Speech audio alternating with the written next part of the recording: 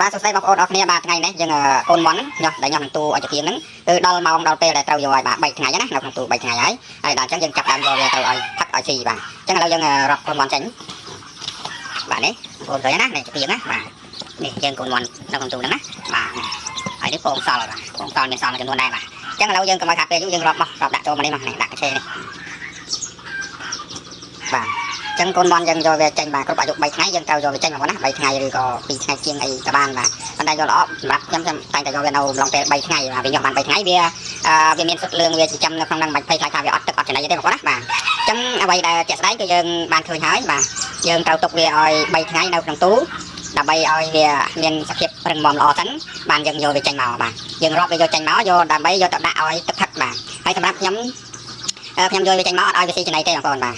គឺខ្ញុំឲ្យផឹកទឹករយៈពេល2ម៉ោងសិនបាទ1ម៉ោងយ៉ាងតិចក៏1ម៉ោងដែរបាទអញ្ចឹងពេល1ម៉ោងក្រោយមកបានយើងដាក់ទឹកឲ្យយើងឲ្យចំណីស៊ីណាអញ្ចឹងទឹកដែលខ្ញុំលាយគឺខ្ញុំមានទឹកថ្នាំរបស់ខ្ញុំលាយបងប្អូនបាទទឹកថ្នាំខ្ញុំតែងតែលាយទឹកថ្នាំ MK1 បាទទឹកថ្នាំ MK1 សម្រាប់ទឹកថ្នាំ 2cc ទឹក1លីត្របាទលាយទៅឲ្យកូនមន់យើងផឹករយៈពេល1ម៉ោងទៅ2ម៉ោងសិនបានឲ្យស៊ីចំណីបាទពេលណាដែលយើងដាក់ទឹកឲ្យផឹក1ម៉ោងហ្នឹងយើងមើលសភាពការឃើញថាវាឃ្លានចំណីខ្លាំងវាររឿងគ្នាវាចេះតែចឹកចេះតែរុកអីហ្នឹងអាហ្នឹងយើងចាប់តាមដាក់ចំណីឲ្យស៊ីបានបាទចឹងកាលណាយើងលាយត្រូវវាកូនមន់យើងវាគេរលាយល្អអត់មានបញ្ហាជោគជំងឺរ៉ាំរ៉ៃអីទេបាទចឹងការថែកូនមន់របស់ខ្ញុំគឺបែបនេះឯងបងប្អូនណាយកចេញពីទូទៅខ្ញុំឲ្យផឹកទឹក MK1 ហ្នឹងទឹកដែលលាយជាមួយថ្នាំ MK1 ហ្នឹងចំនួន1ម៉ោងសិនបាទ1ម៉ោងទៅ2ម៉ោងចុះប៉ុន្តែយើងអាចថា1ម៉ោងចុះឲ្យលឿនតិចកុំឲ្យយូរពេកបាទចឹងក្រោយពីយើងយកទឹកឲ្យផឹកទឹកនឹង1ម៉ោងហើយបានយើងចាប់ផ្ដើមបង្រៀនឲ្យស៊ីចំណីបាទចឹងឥឡូវកូនមន់បាទបងប្អូននេះបាទបានរកដែរមែនបាទកូនមន់នេះចំនួន67គ្រាប់បងប្អូនបាទ67គ្រាប់ឥឡូវនេះយើងឃើញហើយនេះបាទទូទេតែនោះណាបាទឥឡូវយើងយកទៅដាក់កន្លែងដែលយើងត្រូវដាក់កម្ដៅបាទនេះគឺទូនេះគឺយើងដាក់ជួងកម្ដៅរួចហើយបងប្អូនបាទនេះឆ្នាំងដីនេះគឺមានភ្លើងក្រហមនេះបងប្អូនឃើញណាបាទហើយខាងនេះមានស្នុកទឹកមួយខាងនោះមានស្នុកទឹកមួយទៀតហើយយើងដាក់ឆ្នាំងចំកដាលហើយបន្តដាក់កូនមកចំក្រោមក្ដៅមកបាទអញ្ចឹងយើងយកកូននឹងមកកម្ដៅនៅក្នុងទូកម្ដៅនេះបាទកម្ដៅហ្នឹងហើយឲ្យផឹកទឹកហ្នឹងយើងលាយរួចហើយបងប្អូនណាទឹកឆ្នាំ MK1 2cc ទឹកយើងហ្នឹង1លីត្រទឹកល្អណាទឹកធម្មតាយើងណា1លីត្រអញ្ចឹងខ្ញុំដាក់អញ្ចឹងឲ្យផឹករយៈពេល1ម៉ោងយ៉ាងតិចសង្កេតមើលបើថាកូនមន់យើងផឹកទឹកហើយវាគ្មានចំណីវាចេះតែចាក់ជើងគ្នាវាចេះតែរោទឹកនោះអញ្ចឹងយើងអាចឲ្យស៊ីចំណីបាទយើងអាចឲ្យស៊ីចំណីហើយយើងឲ្យស៊ីចំណីហ្នឹងយើងបរៀនសិនបងប្អូនអត់តឲ្យស៊ីច្រើនតែម្ដងទេ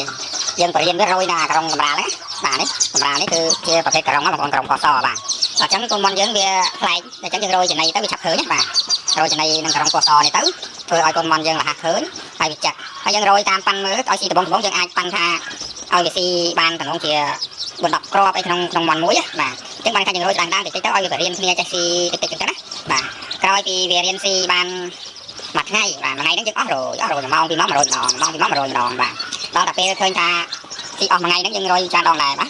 ឲ្យដល់អស់ចឹង1ម៉ោង2ម៉ោង100រហូតដល់ល្ងាចយប់ឡើងយើងដាក់ឲ្យវាដេកយើងមានកេះกระดาษកាត់ឲ្យវាដេកបាទអញ្ចឹងកេះกระดาษកាត់ហ្នឹងចាំខ្ញុំធ្វើវីដេអូតាមក្រោយទៀតបាទពោលវីដេអូកុំឲ្យវីដេអូវិញពេកបងប្អូនណាបាទអញ្ចឹងវីដេអូមួយនេះគាត់បង្ហាញថាយកវាមកផ្សំដាក់ឲ្យទឹកផឹកបាទទឹកថ្នាំ MK1 ណា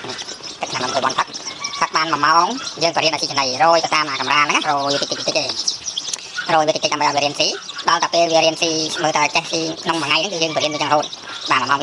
រយរហូតដល់យប់ទៅឲ្យដេកបាទដេកហើយព្រឹកឡើងយើងយកចេញមកអាហ្នឹងចំណីយើងដាក់ស្នូកណាបាទយើងដាក់ស្នូកនេះដល់មកបាទនេះយើងត្រៀមស្នូក3នេះបាទមន់60ហ្នឹងយើងត្រៀមអាស្នូកវិញ3មន់នេះមិញ70គាត់តែ2គ្រាប់70បាទគាត់ពី3គ្រាប់70អញ្ចឹងយើងប្រើស្នូកវិញនេះណា3ដើម្បីឲ្យវាស៊ីទៅវាកុំឲ្យចៀតគ្នាណាបាទតែកាលណាចៀតគ្នាមន់យើងវាពិបាកអាណាដែលវាគ្មានកម្លាំងទៅជ្រៀតគេហ្នឹងវាត្រូវបាក់កម្លាំងហើយតែវាបាក់កម្លាំងវាខូចកូនមន់ទៅជាកូនមន់យើងអត់ល្អក្រិនក្រេះស្កកមិនស៊ីចំណីអាចងាប់បាទងាប់ភ្លាមក៏មានដែរបាទអញ្ចឹងនេះជាវីដេអូចែកម្លែកបងប្អូនណាបាទបងប្អូនអាចចែកម្លែកគ្នាមើលទៅហើយវិធីថែកូនមន់ដែលបានល្អយ៉ាងណាយ៉ាងណីហ្នឹងបងប្អូនឆ្ងល់បងប្អូនអាចខមមិនសួរក្រោមវីដេអូខ្ញុំប្រាប់បងប្អូនបន្ថែមទៀតដើម្បីឲ្យ